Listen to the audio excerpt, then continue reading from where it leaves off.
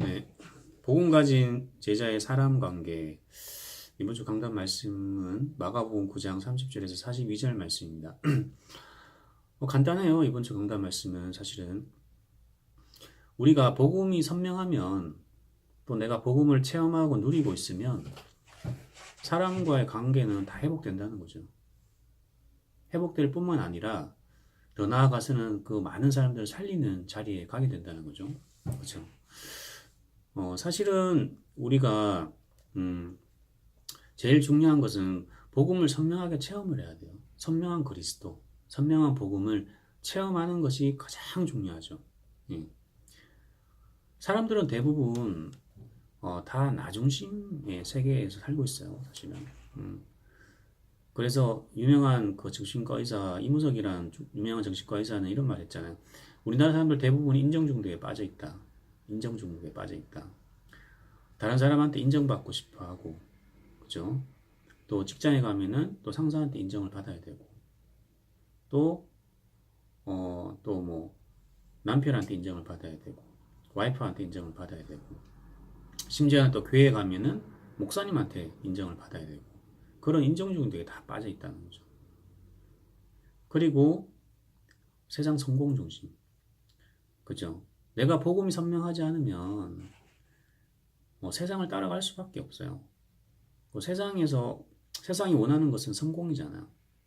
그죠? 그리고 물질. 우리나라가 특히 더하죠. 이런 성공과 물질 중심. 내가 복음이 선명하지 않으면 이 세상이 추구하는 것들을 따라갈 수밖에 없고, 나도 모르게 이 속에 있게 될 수밖에 없어요. 사실은. 그죠? 그래서 제일 중요한 것은 무엇인가 하면 복음을 선명하게 체험하는 것이 가장 중요하죠. 그죠? 근데 사람들은 잘 모르고 있어요, 지금. 내가 하나님을 떠나 있는데도 불구하고 마치 내가 복음을 잘 아는 것처럼 착각할 수 있다는 거죠.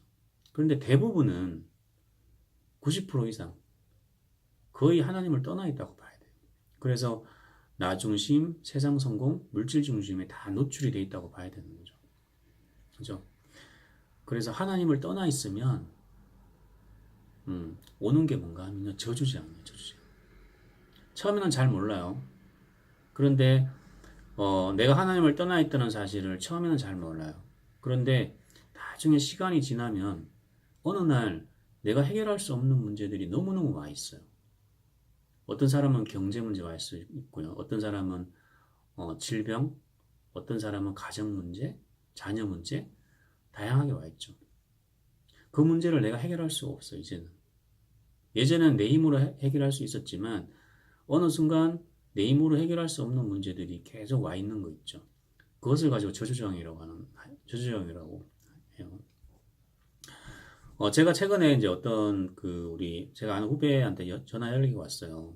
근데 그 아이는 어떻게 만나게 됐는가 하면 제가 군의관으로 있을 때 의무병이었어요.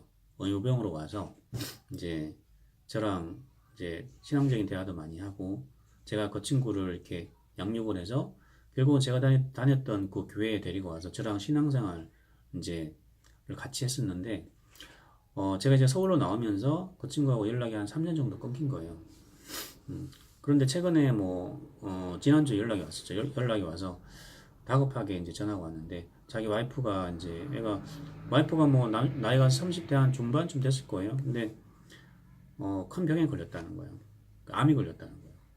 그래서 어떻게 해야 될지 모르겠다고 막 당황스러운 그 말을 하면서 저한테 연락이 와서 제가 어쨌든 그 병원을 잘 이렇게 갈 수 있도록 안내를 해주고 이제 제가 물어봤죠. 너 요새 교회 다녀? 물어보니까 교회를 안 다닌 지 3년이 넘었다는 거예요. 어느 날 저주장이 오거든요. 내가 해결할 수 없는 문제가 오거든요. 그죠? 누가 이렇게 하느냐? 사단이에요. 사단은 끝까지 하나님을 떠나도록 만들어서 정말로 이 저주장에 노출되도록 하는 게 사단의 전략이에요. 그래서 우리를 정말 아무런 힘이 없는 영적으로 무기력한 존재로 만드는 게 사단의 끊임없는 전략이죠. 창세기 3장부터 지금까지요. 그렇죠? 그래서 우리는 제일 중요한 것이 무엇인가 하면은 이 복음을 정확하게 알고 정확하게 체험해야 돼요. 그래서 예수가 그리스도, 예수가 내 인생의 주인만 되면 되는 거예요. 그죠? 하나님으로부터 인정을 받으면 돼요. 그리스도로부터 인정을 받으면 돼요. 그죠? 그래서 하나님으로부터 인정을 받으면 사람한테 인정을 받을 필요가 없거든요. 왜냐하면 하나님 나를 사랑하시고 하나님이 나한테 많은 증거를 주시고 많은 응답을 주시기 때문에 사람한테 인정을 받을 필요가 없어요. 어딜 가든. 그죠? 그리고 그 사람 인생은요, 어떠한 문제와 사건이 있어도 늘 해방받아요. 인생이 굉장히 가벼워져요. 하나님부터 사랑을 받기 때문에 하나님이 그리스도가 내 인생의 주인 되기 때문에 어딜 가든 어떤 사람을 만나든 늘 자유롭고 해방받는 인생이 되는 거죠. 그죠? 이 사람은요, 가는 곳마다 이 사단이 떠나가게 되어 있어요. 왜냐하면 이 사람은 뭐 두려울 곳이 없죠. 그죠? 하나님 나와 함께 하시기 때문에 늘 평안하고 두려울 것이 없는 사람이에요. 그래서 이 사람이 가는 곳마다 별로 하는 건 없지만 이 사단이 떠나가는 역사가 일어나게 돼 있는 거죠. 그리고 이 사람은 사실은 겉으로 보기에는 별것 아닌 것처럼 보이지만 그 사람은 굉장히 영적으로 파워 있는 사람이기 때문에 어떤 곳에 있어도 현장을 변화시킬 수 있는 능력이 있는 사람이에요. 이 그리스도를 정확하게 체험하는 것을 가지고 복음을 체험한다고 얘기하는 거예요. 그죠? 그래서 그러면 어떻게 하면 이 복음을 체험할 수 있는가? 어떻게 하면 이 그리스도를 깊이 체험할 수 있는가? 그죠? 제일 중요한 게 고백이죠, 고백.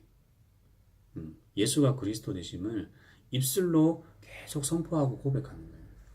사도행전 1장 1절이 무엇인가 하면요. 예수가 그리스도. 예수 그리스도를 내 인생으로 계속 고백하는 거죠. 계속 고백하다 보면요. 사도행전 1장 3절. 어느 날 문제가 오거든요. 살아가면서 문제가 없을 수는 없잖아요. 그죠? 어느 날 문제가 오는데 계속 선포 고백을 하다 보니까 사도행전 1장 3절. 문제가 왔을 때 예전 같으면은 이 문제에 너무너무 흔들리고 이 문제가 해결되기까지 잠도 못 자고 스트레스를 너무너무 많이 받았었는데 이제는 문제가 와도 흔들리지 않는 나, 평안한 나를 발견하게 되는 거예요.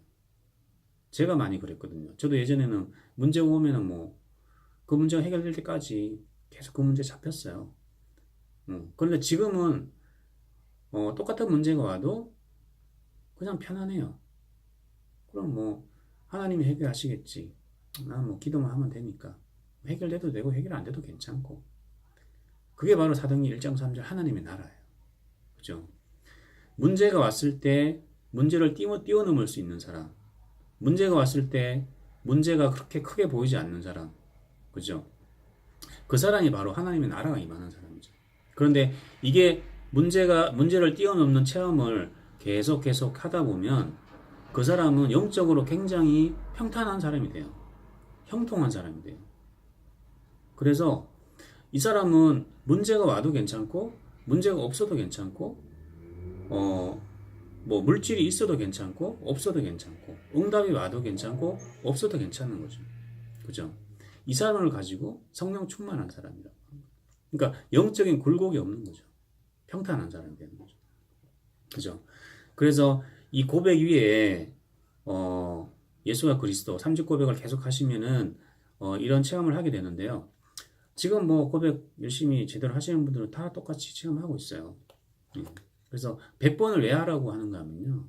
이 기도문을 왜 100번 하라고 하는가 하면 100번 하면 거의 하루 종일 하나님께 집중할 수밖에 없거든요.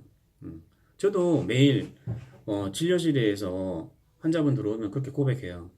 주는 그리스도시요 살아계신 하나님의 아들이십니다. 주님 이 진료의 주인 되어주시고 진료받는 분이 해방받게 해주시고 저도 해방받게 해주시고 모든 사단의 세력들은 떠나게 해주세요. 환자 들어올 때마다 저도 계속 고백하거든요. 제 삶을 통해서 삶 속에서 계속 고백하거든요. 그죠? 고백하면은 반드시 체험이 있게 돼 있어요. 다들. 예. 그리고 두 번째 해야 될 게 뭔가 하면 39절. 39절이 어마어마한 거예요, 사실. 그죠?